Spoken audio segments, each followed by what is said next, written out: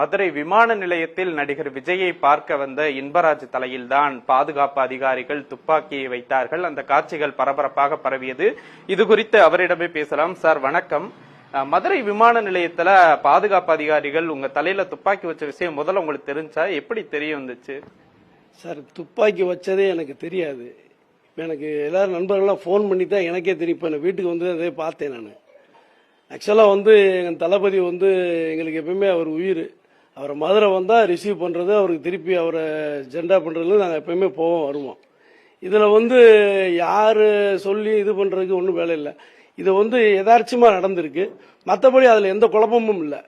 இது எங்கள் தளபதி அவரை பாதுகாக்க வேண்டியது, அவர் பத்திரமா அவர் வீட்டுக்கு அனுப்ப வேண்டியது எங்களுடைய கடமை, என்னோட கடமை, எங்கள் மதுரை மக்களுடைய கடமை. அதை தான் நான் செஞ்சேன்.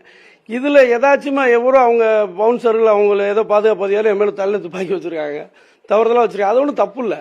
யாராக இருந்தாலும் பப்ளிக்கை அவரை பாதுகாக்கணும்.